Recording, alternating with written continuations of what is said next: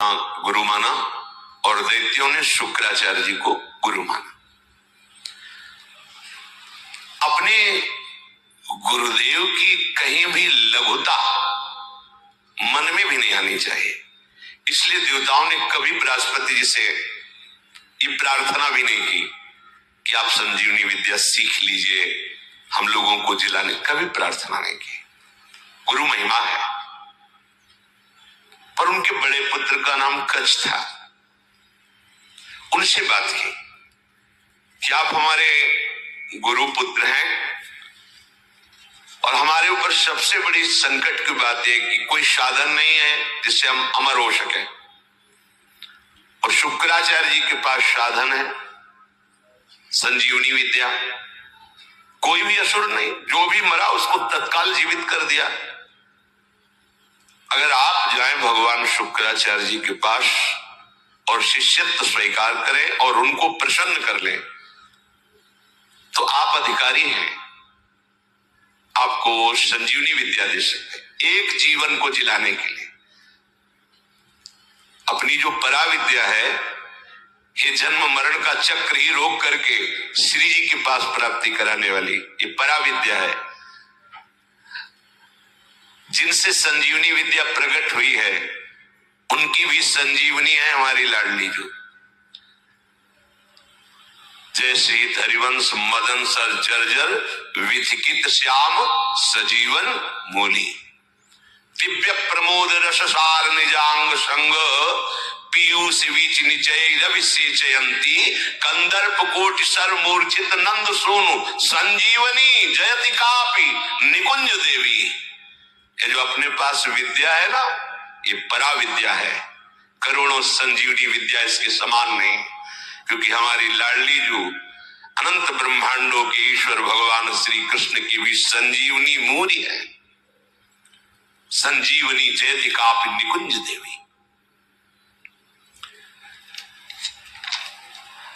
देवराज इंद्र ने जब हाथ जोड़ करके प्रार्थना की, बृहस्पति भगवान के बड़े पुत्र कच्छ अभी 9 किशोर अवस्था को प्राप्त हुए थे।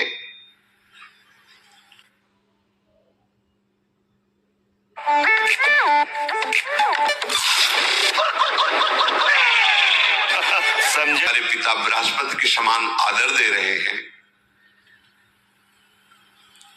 अब हमारा कर्तव्य बनता है आपकी रक्षा करना। हम जा रहे हैं पर बड़ा संकटपूर्ण कार्य है, क्योंकि कोई भी दैत्य बर्दाश्त नहीं करेगा। हो सकता है मेरी मृत्यु भी हो जाए, पर आपके हित के लिए मैं मृत्यु का भी वरण कर लूंगा। जो संत स्वभाव के होते हैं उनका प्रभाव यही होता है कि वो अपनी हानि करके दूसरे का परम लाभ करना निश्चित करते हैं, और जो अशांत स्वभाव के होते हैं वो दूसरे की हानि करके अपना लाभ सोचते हैं। कच्छ ने सब देवताओं को आश्वासन दिया, अगर जीवित रहा तो संजीवनी विद्या लेके ही आऊंगा, और ना जीवित रहा तो फिर बात अलग है। इसमें परहित की भावना बहुत जोर की। परहित की भावना जहां होती वहां भगवान रक्षा करते हैं। सुख वांछा जहां होती वहां आसुरी भाव होता है, राक्षसी भाव होता है, फिर वहां दुर्गति होती है। श्री महान महिमा में भगवान के पिता होने का सौभाग्य जिन्हें प्राप्त हुआ दशरथ जी महाराज, उनको वो परम लाभ जो गीधराज जटायु को मिला नहीं था। पंख कटे हुए रावण के अस्त्र से तड़प रहे, प्राण कंठ में है, बस चितवत राम चरण की रेखा। आगे पड़ा जटायु देखा, चितवत राम चरण की रेखा।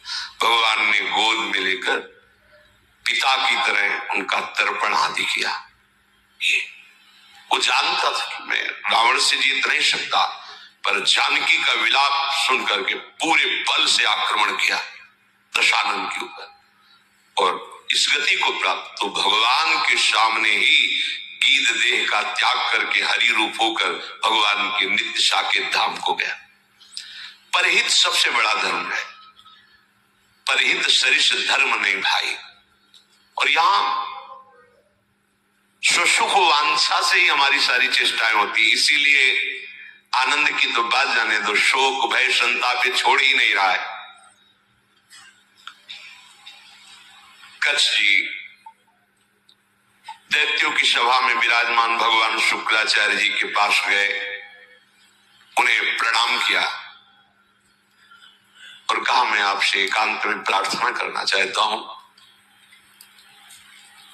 भगवान शुक्राचार्य ने एक तेजस्वी बालक एकांत समय दिया, प्रणाम करके कहा मैं अंगिरा ऋषि का पौत्र, भगवान बृहस्पति का पुत्र, मेरा नाम कच्छ है और मैं आपका शिष्य होना चाहता हूं। ब्रह्मन मैं आपको गुरु रूप में वरण करता हूं। मैं 1000 वर्ष तक ब्रह्मचर्य रह करके आपकी सेवा करना चाहता हूं और आप इसके लिए मुझे मना मत करना, इसकी अनुमति दे देना। शुक्राचार्य जी ने कहा कच्छ सुस्वागतम तेस्तु प्रतिगृहणामि ते वचः अर्च इससेह मर्च्यम त्वामर्चितोस्तु बृहस्पति। मुझे बहुत प्रसन्नता हुई कच्छ, तुम्हारे संकल्प का हम स्वागत करते हैं। शिष्य कौन है, किनका है, किस पक्ष का, ये नहीं देखा जाता। यदि वो शिष्यत्व स्वीकार कर रहा है और उसमें वो लक्षण है तो बिना किसी संकोच के, बिना कोई विचार किए उसको स्वीकार कर लिया जाता है। ये धर्म की मर्यादा है, उसमें फिर नहीं देखा जाता आप कौन, कहां के, कैसे, नहीं।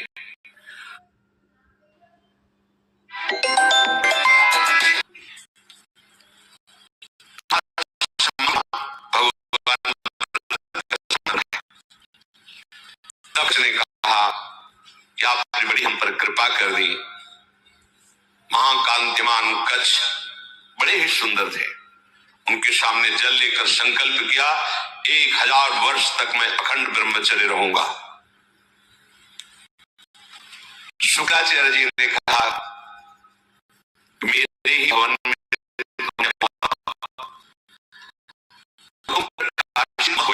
मैं बृहस्पति पुत्र हूं,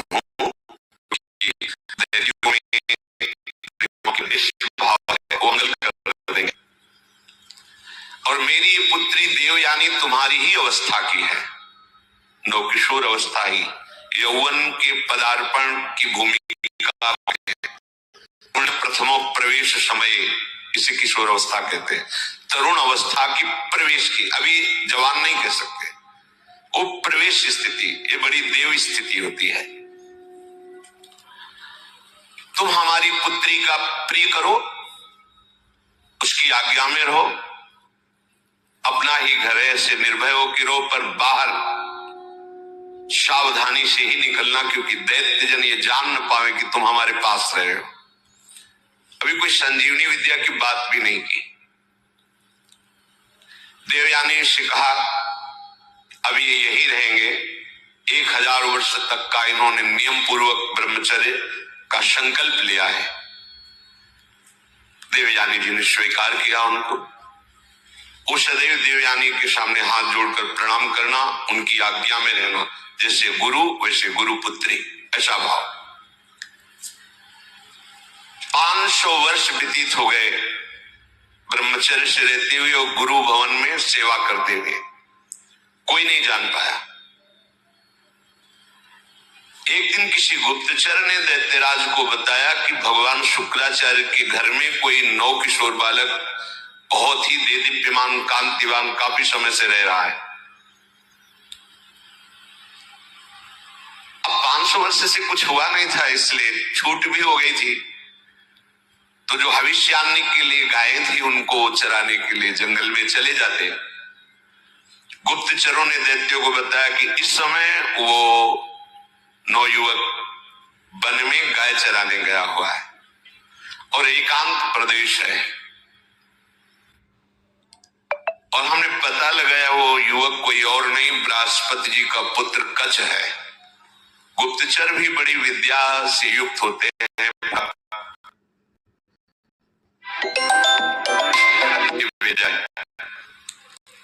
आपका क्या आदेश है? आदेश क्या? उसे मार्ग फेंक दो, पर ऐसी सावधानी से मार करके उसे अलग अलग करो जिससे शुक्राचार्य जी जिला न पावे। एकांत प्रदेश में वो गौवें चरा रहे थे, दैत्यों ने जाकर अस्त्र शस्त्र से उन्हें छोटे छोटे टुकड़े काट डाले कच्छ और कुत्तों को खवा दिया। देखो, एक संजीवनी विद्या के लिए कष्ट सहना, और ये तो अंतिम है, अब संसार चक्र में ही नहीं आना।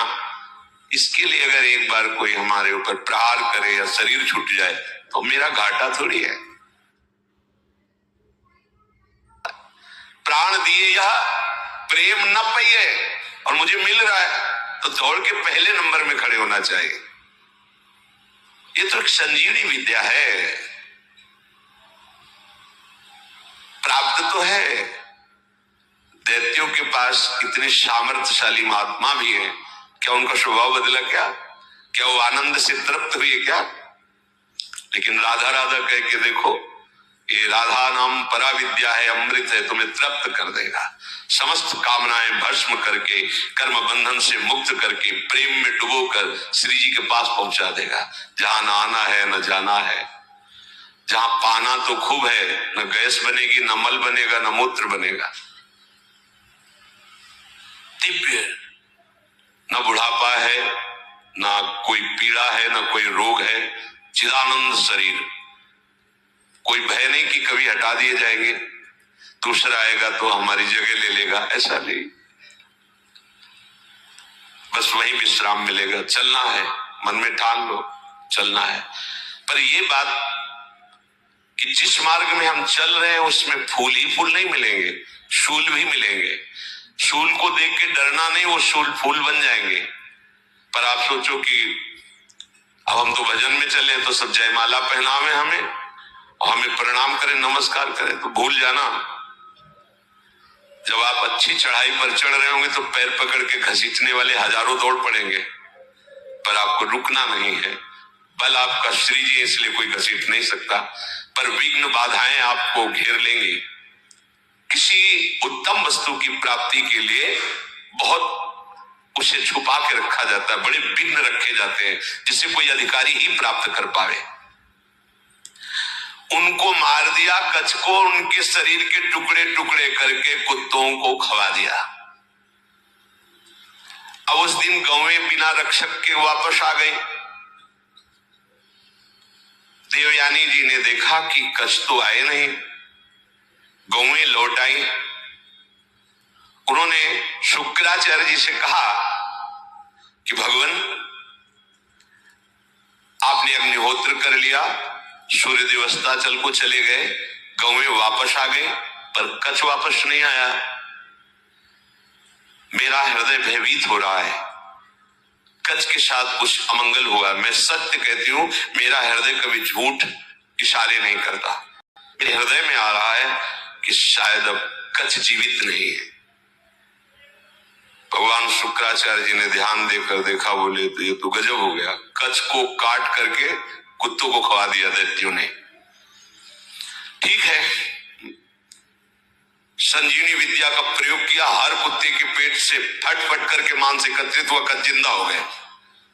ये संजीवनी विद्या, विद्या का बड़ा प्रभाव होता है।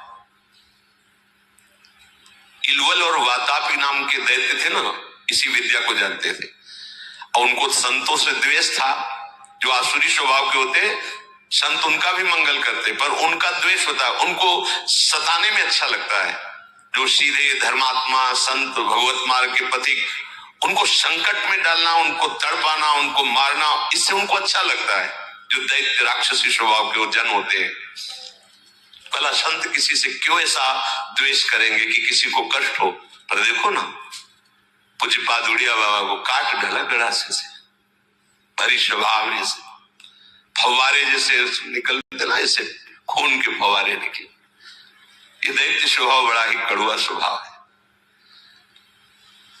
इलवल क्या करता कि साधारण वेश में जाता और जंगल में जितने भी ऋषि मुनि आश्रमों सबको निमंत्रण देता, हमारे आज हो भाग्य, आप हमारी कुटिया में पधारिए, और एक साधारण धर्मात्मा का वेश रखता। अब संत वायु पीने वाले, जल पीने वाले, पत्ता खाने वाले, कंदमूल फल खाने वाले, चलो भगवान की इच्छा से कोई निमंत्रण करने आया है, पा लेते हैं। वो अपने भाई वातापी को मार करके वो ऐसे मिलाता कि कोई जान न पाता भोजन में, जरा जरा सब। सैकड़ों ऋषियों की पंगति लगाई, सब प्रसाद पाके खड़े हुए, ताओ विद्या का प्रयोग करता, संजीवनी विद्या। वातापी फड़ाक फड़ाक सबके पेट फट जाते और वो एकत्रित हो गया, हाँ भैया बोले हो गए, 100 मरे, 500 मरे, उनको सुख मिलता है। और ऋषियों की संख्या कम होने लगी तो भगवान अगस्त्य जी से कहा, जो समुद्र को पी गए थे, कि ऋषियों पर बड़ा संकट है, वो अलग अलग भेष बदल कर आता है, निमंत्रण करता है और अपने भाई को मार करके ऐसे मिला देता है कोई जान ही नहीं पाता, और जब ऋषि पा लेते हैं तो विद्या का प्रयोग करता है और सबको मार देता है, वो जीवित हो जाता है वातापी। बोले सब निमंत्रण स्वीकार करो।